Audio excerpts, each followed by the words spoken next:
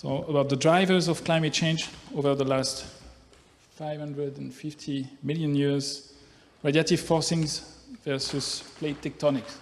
Thank you. Okay, thank you very much, Edouard, and thank you very much for the invitation to talk at the Collège de France, such a prestigious organisation, and thank you all for staying to the bitter end. So yeah, as Edouard says, I'll be comparing the relative importance of different drivers of climate change over the last 500 million years, and trying to ask the question, which is the most important for controlling the climate of our system. And I'll be focusing on three aspects of the climate system: temperature, the hydrological cycle, and ocean circulation. Like I said, it is the last talk, so if you find yourself getting tired, then do go to this website and have a little play. It's got a very nice sort of visual representation of our climate simulations through time. It's sort of an interactive web page. It was written by one of my postdocs. So yeah, if you get bored, then have a look at that. Okay, so I'm going to be focusing on the Phanerozoic, the last 540 million years of Earth's history from, and you know, it's the time period when we've had the onset of large-scale complex life on Earth, starting with the Cambrian explosion. But what could have changed climate on these long timescales? Well, the first of them is the reason why we're here, plate tectonics, and in particular, changing paleogeography through time. So, you know, as we've all said, if it wasn't for Xavier Le Pichon, we'd have a very different history of science, if you like, and a different view of the world. But these days, we've got a good idea of how the continental configuration has changed through time, from most of the continents being in the southern hemisphere in the earliest Phanerozoic, through to the Pangean supercontinent, through to the modern continental configuration. But how could this have changed climate? Well, there's a number of different mechanisms. First of all, forcings from the paleogeography through to atmospheric circulation. So in particular, mountain ranges, regions of high topography can generate Rossby waves in the atmosphere. They can affect how heat and moisture are transported from the equatorial regions towards the high latitudes. That could potentially, given sea ice and snow feedbacks, affect the global climate of the system. We've got changing gateways, changing connections between ocean basins. Again, this can affect how heat is moved around the planet, and that can affect not only the distribution of temperature, but actually the absolute temperatures as well. Land-sea contrast can affect monsoon systems, and just the presence of land versus ocean, because land is more reflective, can affect the total amount of land compared to ocean, can impact the total amount of energy absorbed by the Earth and therefore the temperature. So paleogeography and plate tectonics are certainly a leading possibility for affecting climate on these timescales. What about other things? So the two other main forcings, I would argue, are more sort of radiative forcings directly impacting energy.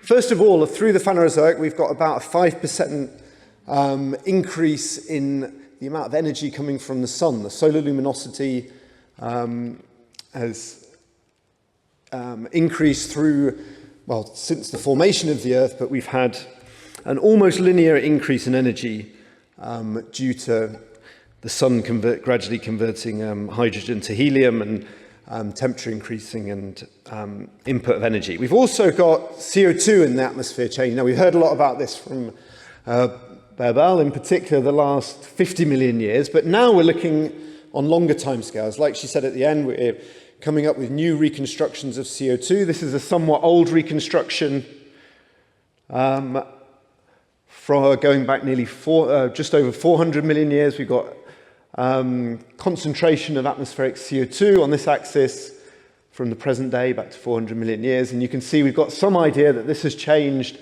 over an order of magnitude. And so that is, through the greenhouse effect, has the potential again to affect global mean temperature and climate and hydrological cycle indirectly. So that's another potential forcing, three potential forcings.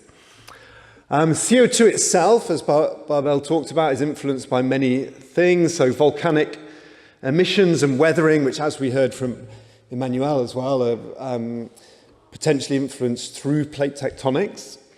But the CO2 itself influences climate through two main mechanisms. First of all, the direct greenhouse effect, but also its impact on vegetation, increasing the efficiency of photosynthesis, potentially changing the hydrological cycle, as Bell said, through changing the efficiency of photosynthesis. Okay, so there are three forcings. They're the ones I'm going to focus on today, but I thought I should highlight the things that I'm not going to talk about as well, the things that could, additional things that could affect Phanerozoic climate change. So we've got changes in the mass and other changes apart from CO2 in the mass and composition of the atmosphere, in particular changing concentrations of oxygen.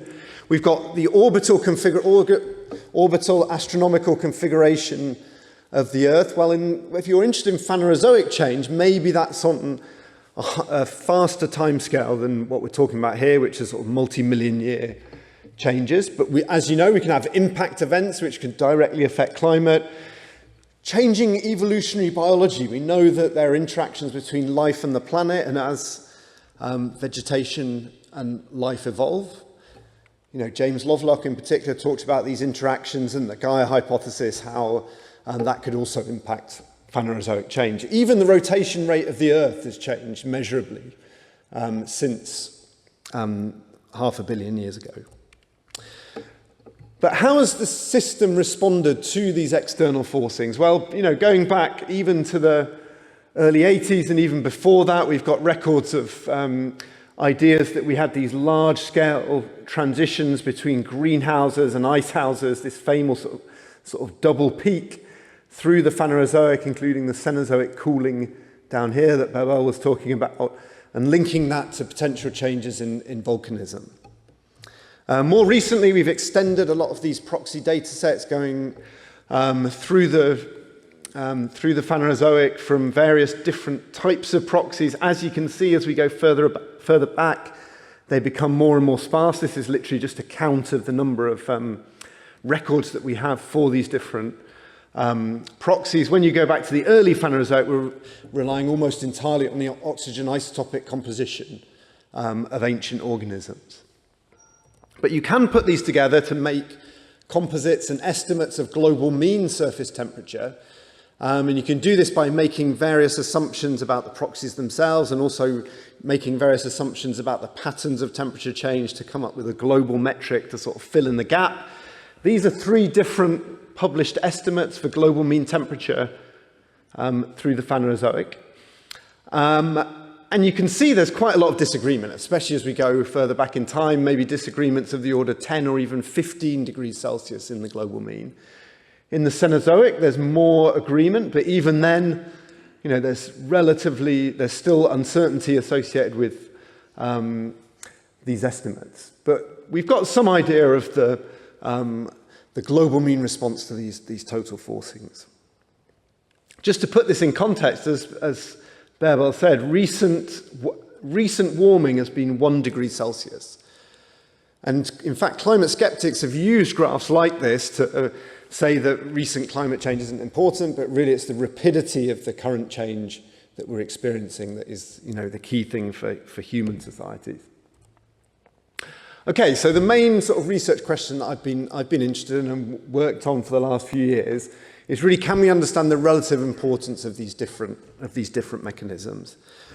And in particular, looking at the relative contribution from the solar luminosity, the CO2 versus the plate tectonics. Well, I'm not the first person to stand here in the Collège de France and talk about the relative importance of CO2 and the greenhouse effect versus plate tectonics. In fact, Xavier did this back in 2007, but he wasn't talking about them in terms of competing mechanisms. He was actually gave a talk here, a colloquium, back in 2007, where he was comparing the theory of plate tectonics with the theory of greenhouse warming and talking about skepticism and similarities in the skepticism from the scientific community and the broader community to those two different theories.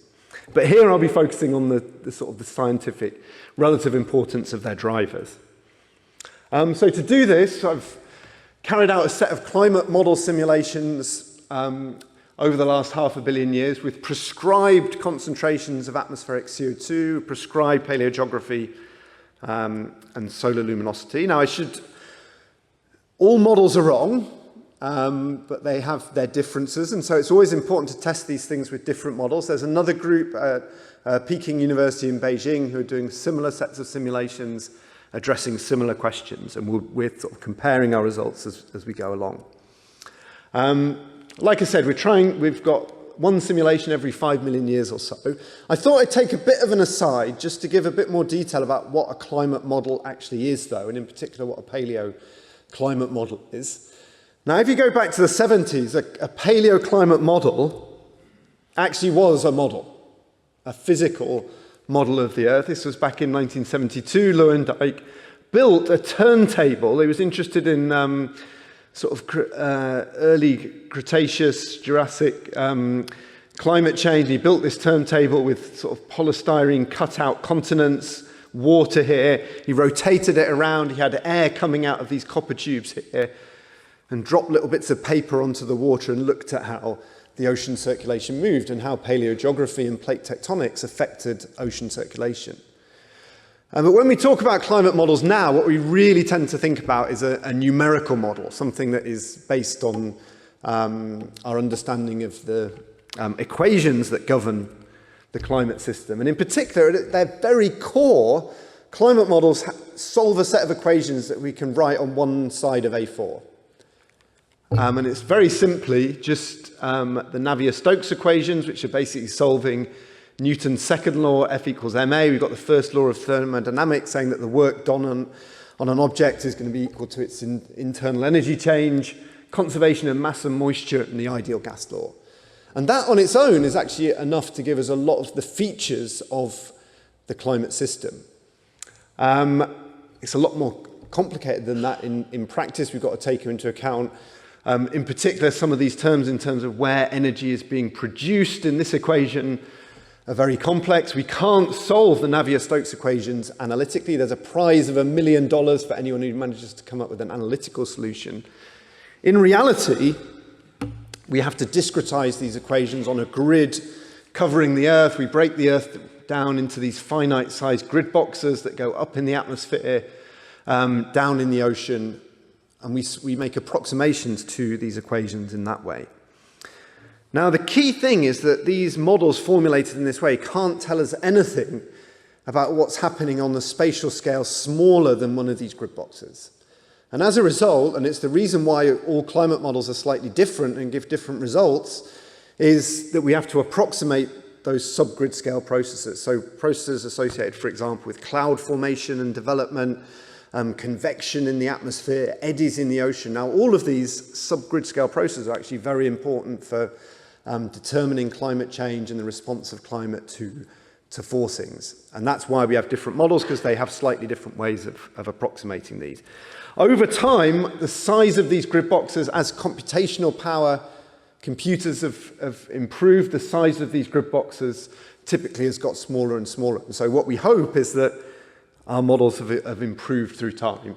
And these days, you need some of the fastest supercomputers in the world to simulate Earth's climate, because of this high resolution and the high complexity of the parameterizations associated with these subgrid scale processes. These days, the models do a pretty good job, for example, of simulating the observational record from 1850 here to the sort of 2020 or so over here. All the different models that take part in this sort of 10-year cycle of model development are shown as individual lines here. The average of all those is the thick red line, which you can just make out here. The observations, what actually happened, are this thick black line. So the average of all our models is actually doing a pretty good job of representing the observations of what actually happened. Okay, so that was a little bit of an aside. What we've done is taken one of these models and carried out a set of simulations, one every about 5 million years through the Phanerozoic. What have we had to give the model? It can't predict everything itself. Well, first of all, what we have to give it is the paleogeography, the plate tectonics. This is the field that we give the model in terms of the height above the surface, You can see that varying through time. You know that in the early Phanerozoic, we don't know anything about the ocean floor bathymetry, and so we actually make that flat. And of course, as we go further back, there are higher and higher uncertainties about the latitudinal and longitudinal position and relative positioning of the different continents. We also give the model through time an increasing incoming radiation from the sun at the top of the atmosphere, in line with sort of the best solar theory. And we also have to tell our model how much carbon dioxide is in the atmosphere. Basically, that relates to the intensity of the greenhouse effect. So this is a curve. So Barbel is currently working, as she said, on producing new data and compiling new data. But at the time we've done this work, this was sort of the best record we had available through the Phanerozoic. So this is the third thing that we tell our model. Everything else stays the same throughout all our simulations. Physics was the same 500 million years ago as it is today. And then we run the model. And what happens? Well, this is showing an animation of the sea surface temperature predicted by the model in degrees Celsius going through time. You can see the number of million years ago just up here. And every frame of this animation is representing 12,000 years of model integration. We start off each model simulation with a sort of idealized distribution of temperature and salinity in the ocean and what have you, and we just let the model come to equilibrium with the boundary conditions that we've imposed, and it takes about 12,000 years, or to put it another way, about a year of real time on our supercomputer. Luckily, because of this methodology, we can carry each of these out in parallel, and what I'm showing you is basically the average of the last 100 years of those 12,000 year simulations. And in some ways, I'm just showing you this to prove that we actually did it before I go on to analyze some of the results in a bit more detail. You can see some interesting features developing through time. The model doesn't only predict temperature, it predicts almost every meteorological variable you could possibly imagine. It's simulating weather as well as climate. It's moving forward about a quarter of an hour at a time. Each time it solves equations over the whole grid of the Earth, moves forward another quarter of an hour until it's finished 12,000 years. This is the sea surface salinity, the ocean stream function, the depth integrated ocean circulation is going along contours in this plot here.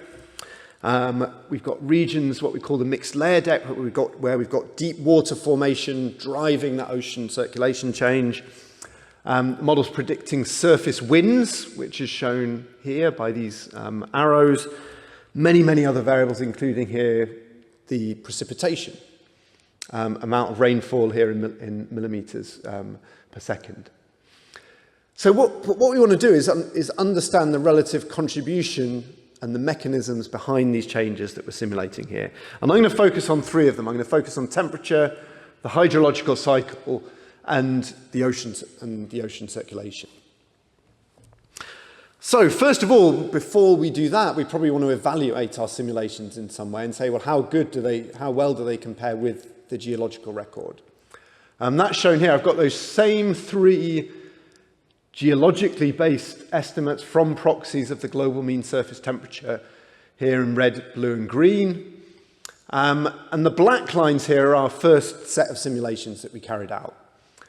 If you squint your eyes at the back a little bit, you might think the black is doing a reasonably good job compared to the blue, green, and red, but there are some periods where it falls completely outside the proxy estimates that we have. For example, here in the mid-Cretaceous, it's much too cold compared to any of the records. We think that the biggest uncertainty in these simulations is probably the atmospheric CO2 that we've put into the model. And so we've also carried out another set of simulations, which are the orange ones here, where we tuned the atmospheric CO2 concentration such that the simulated temperatures agreed with one of these proxy estimates. In fact, this red one here from Chris Scotese in 2021. So the orange line has a CO2 concentration such that it matches the proxy record. Okay, so how can we visualize the structure of this temperature through time a little bit more? That was the global mean. But this is now showing what we call a Hoff-Muller plot. We've now got time going along this axis from 500 million years ago beginning of the Phanerozoic to the present day over here. And here we've got temperature for a given latitude. So we average over all the longitudes and plot the temperature of a given latitude from the equator to the North Pole through to the South Pole. And the main feature that you see here is obviously it's warmer at the equator than at the poles. We can see some changes through time, but to highlight those changes, we minus from this the Phanerozoic mean sort of background distribution of colder at the polar regions and warmer at the equator, and this is what we end up with. So this figure is showing sort of the temperature anomaly compared to the Phanerozoic average, going through time and as a function of latitude. We can see the cooling associated with the Carboniferous period here and the Permian. We can see the warming associated with the mid-Cretaceous. We can also see that when it warms in the warm periods, it's warmer at the high latitudes, at the polar regions, than it is at the equatorial regions. And when it's relatively cold, this is where it's white here, it's so cold it's gone off the scale. It's even colder at the polar regions than it is at the equatorial regions as well. And the reason for that is basically what we call polar amplification. It's a reduction in the meridional temperature gradient as we go to warmer climates. There are a number of different reasons for that, but one of them is associated with the fact that we have sea ice and snow reflectivity feedbacks, or a key feedback in the climate system. The fact that when you have warming, you begin to melt snow and sea ice, and as a result, what was a previously relatively bright reflective surface warms up, it becomes darker, and it starts absorbing more energy from the sun, more sunlight, and you get amplified warming. And that's the feature that we're seeing here at the polar regions compared to the equatorial regions. But what's driving this? Well, there's two sort of different approaches we've used to ask that question. But the first, and the one I'm going to show today, is we've also carried out another set of simulations in which carbon dioxide is just constant through time, and the solar constant is constant through time. So it's as though you just had paleogeography changing, just plate tectonics and nothing else. And so on the left, this is the plot I just showed, showing when we have all the forcings changing, including CO2 and the solar constant. This is what happens if you have a constant CO2 and constant energy from the sun. And we can see that nearly all the features that exist over here disappear, in particular in the tropical regions, if we stop that CO2 and solar constant change. So that shows that paleogeography and plate tectonics are having a relatively minor effect compared to the radiative forcings of CO2 and solar constant. Now we can break that down a little bit further into and sort of quantify that difference by carrying out a forcing, sort of a standard forcing feedback framework, and that allows us to make a plot like this. So the global mean temperature again is on the y-axis. This black line is the complete change with all those forcings changing, but then we're breaking that down into components that sum to the black line, but associate with just one of those driving forcings. And here we've got the contribution now in units of degrees Celsius of the increasing solar luminosity. So that's given us about 10 degrees Celsius of warming through the Phanerozoic just on its own. Plate tectonics, this green line, has led to relative warmth in the early half of the Phanerozoic and a small relative cooling in the latter half of the Phanerozoic, and that's basically associated with the amount of continental crust there is compared with open ocean. It's mainly of this reflectivity, the fact that the continents are brighter than the ocean surface underneath. And so it turns out when you quantify this that the CO2 and solar forcings, these radiative forcings, account for 45% each, so a total of about 90% of the variance. The plate tectonics is only giving us 10% of that global mean climate change. And the mechanisms for that, obviously the CO2 is doing that through the greenhouse effect, and like I say, these other forcings are radiative forcings. Let's move on now to the hydrological cycle and to precipitation in particular, and that's shown again on this plot. It's the same Hoff-Muller plot with the North Pole over here, South Pole, but going through time, through the present day from the earliest Phanerozoic. We've got the amount of precipitation here. So the wettest regions, as you can see, are associated with the tropics, but also these are basically the desert areas of the subtropics in both hemispheres, and then regions of mid-latitude storms, weather systems that you get typically coming across the Atlantic and dumping rainfall in, well, probably more in the UK than in France, but, you know, mid-latitude storms here, tropical wettening. Again, this is just dominated by those large-scale features that stay reasonably constant through the Phanerozoic. But if we take away that time mean field, so just this general double intertropical convergence zone and mid-latitude storms, we end up with this. So this is the anomaly, if you like. This is the field that remains to be explained by those changing forcings, where we've got relatively wet over here in red and relatively dry over here in blue. And we can see some really quite strong features. For example, extreme or relatively high precipitation in the early Devonian and Silurian, about 20 degrees north, relative drying towards sort of across the Permian Triassic again in the northern hemisphere, relative wetting in the southern hemisphere across the Jurassic and Cretaceous. How can we understand this? Is this CO2 changes? Is this solar luminosity? Is this plate tectonics? Well, if I do the same as I did before and show the same plot, but in this set of simulations in which carbon dioxide and solar constant are not changing, we get this. It's almost indistinguishable from the plot on the left. And what this is telling us is that plate tectonics and paleogeography are almost entirely driving changes in precipitation through time and not changes in CO2. The changes in the hydrological cycle are basically a plate tectonics effect through the Phanerozoic in our model. What are the reasons for that? What's the mechanism that's you know, converting a plate tectonics change into a change in rainfall? And if we take this same plot again, and we can break it down into two components. First of all, a component that's sort of the global mean component that's symmetric about both hemispheres, the northern hemisphere and the southern hemisphere, and another component that is asymmetric across the hemispheres. And if we do that, we get this. This is the symmetric component of this rainfall pattern, and underneath here is the asymmetric component. So basically, the sum of these two adds up to this one here. And we can understand this figure in terms of this concept that we use in meteorology called the energy flux equator. It's the latitude at which there's zero transport of energy from one hemisphere to the other. And what we find, if we plot that energy flux equator, which is this black line here, it always sits relatively near the tropics, but it migrates between the hemisphere. And you can see that the region of greatest precipitation occurs close to this energy flux equator. Now, the energy flux equator is also where we get the most convection in the atmosphere, and it drives what we call the intertropical convergence zone, the region of greatest rainfall. Why does this energy flux, why does paleogeography affect the position of this energy flux equator? Well, this is driven essentially by differences in temperature between the northern hemisphere and the southern hemisphere. And that itself, in our model, is driven by the amount of land in the northern hemisphere compared to the southern hemisphere, compared to ocean.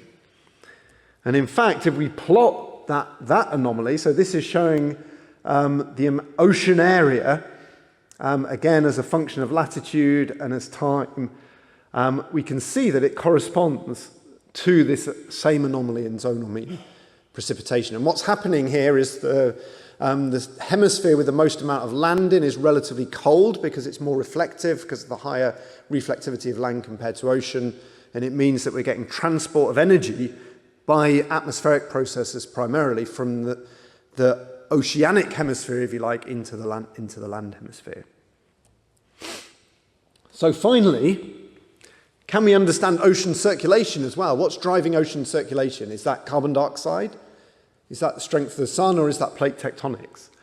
Well, here again, a very similar plot to the one I've been showing with time on this axis, latitude of the Earth over here. And what we're looking at now is the amount of mixing in the ocean from the surface to deep in the ocean.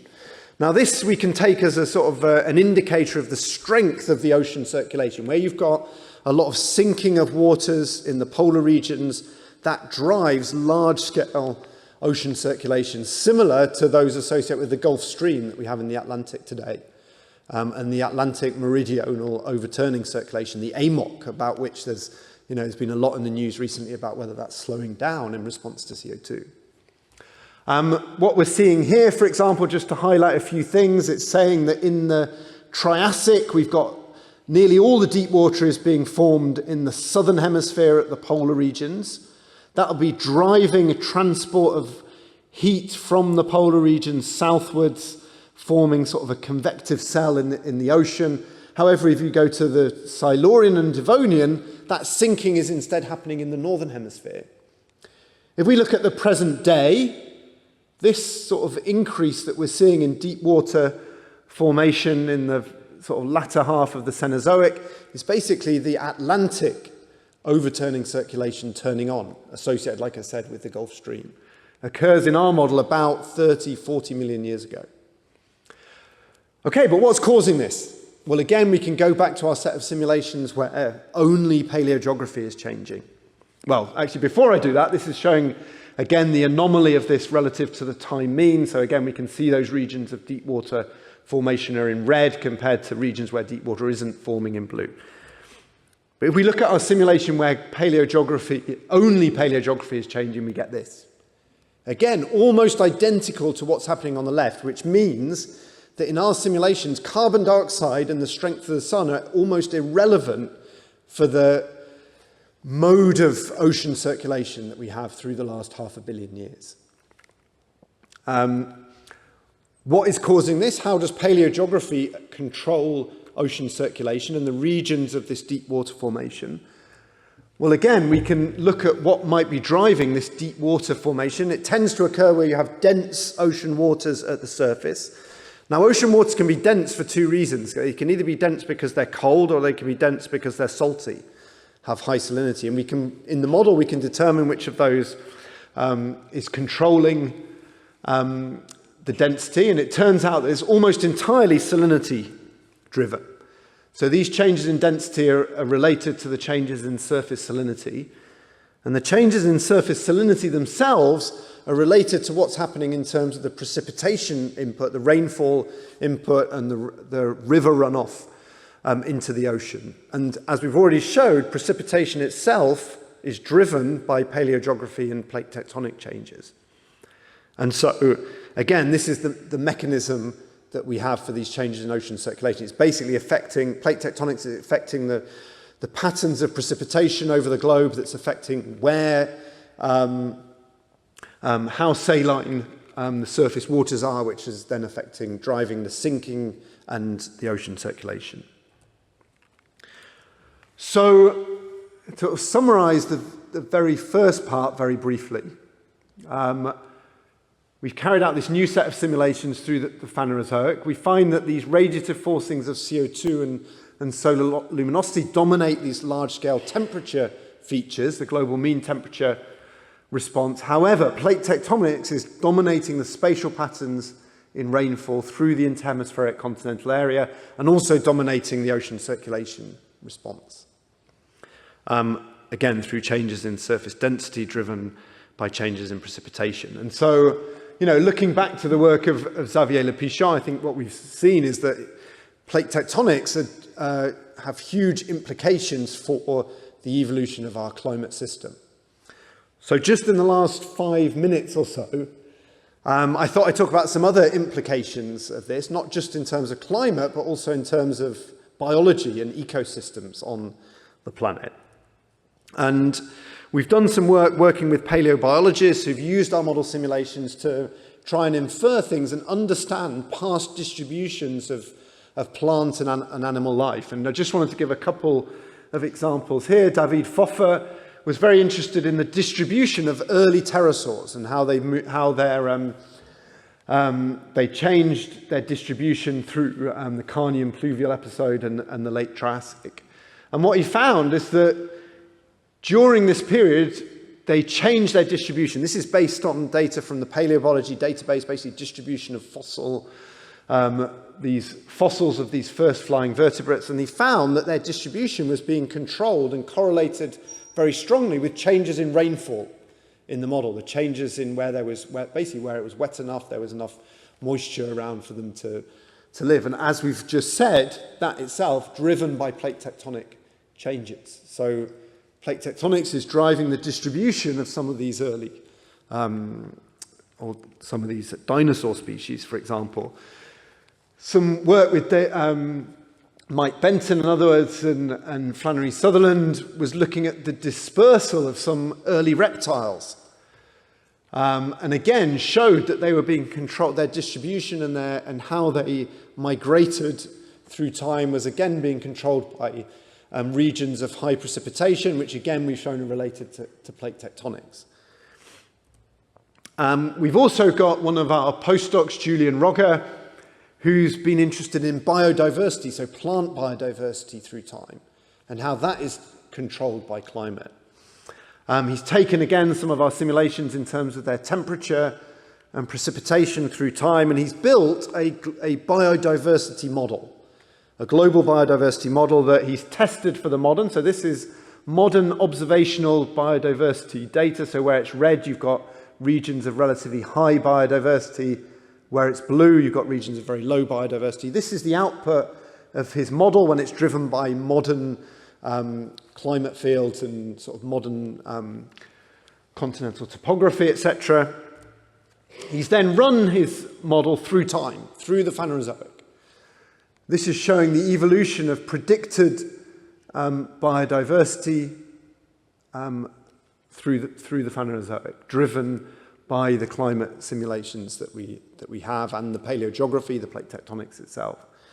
And the nice thing about this is he can compare that predicted biodiversity with what is in the paleobiology database, which is basically a database of all fossils pretty much ever discovered. That paleobiology database data is shown here in black in terms of the number of originations, and the line in pink here is showing his model prediction, which actually agrees, remarkably well. And what he's found is that a component of this is related to the paleogeography itself, the complexity of local topography, but also rainfall patterns in the model, again showing that plate tectonics is controlling not only climate, but also biodiversity and evolution of natural ecosystems. We've had several different studies looking at aspects of this, all of which show to some extent or another that rainfall and paleogeography and plate tectonics are a significant driver of paleobiological change.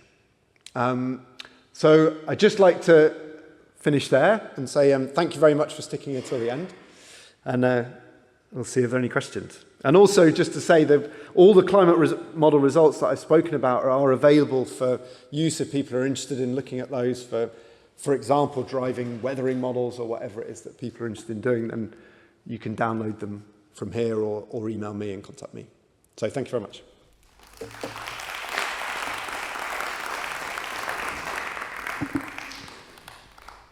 Thank you.